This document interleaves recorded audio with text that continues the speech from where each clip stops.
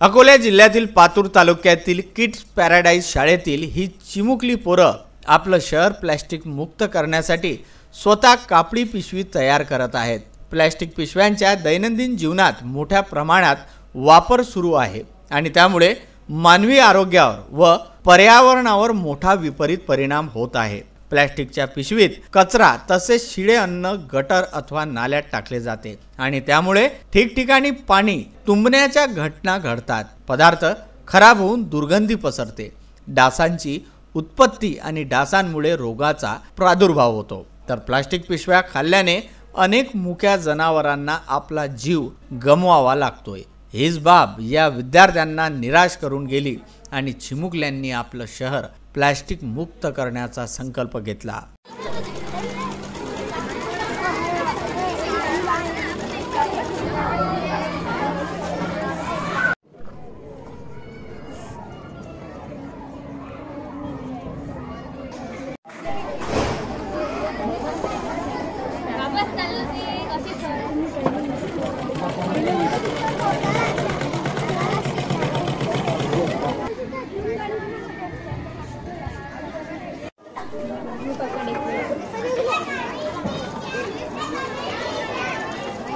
या चिमुकल्यांनी पातूर शहरात ठिकठिकाणी पथनाट्य सादर करून प्लास्टिक पासून होणारे दुष्परिणाम आदी संदर्भात नागरिकांना जनजागृती केली।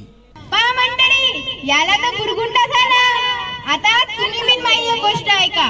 या वर्षी नवरात्रात देवीले खन नारळाची ओटी नाव भरता स्वच्छतेची ओटी भरा। हां, मग तुम्हाला बी बुरगुंडा होईल। झाला का? आवाज नाही आला? शपथ घेतो की आम्ही शपथ घेतो की प्लास्टिकच्या पन्न्या वापरणार नाही व माझे घर माझा परिसर व माझे शहर स्वच्छ ठेवण्याचा प्रयत्न करे। बोलो। आमच्या शाळेने एक प्लास्टिक निर्मूलनासाठी छोटंसं उचललेलं पाऊल आहे।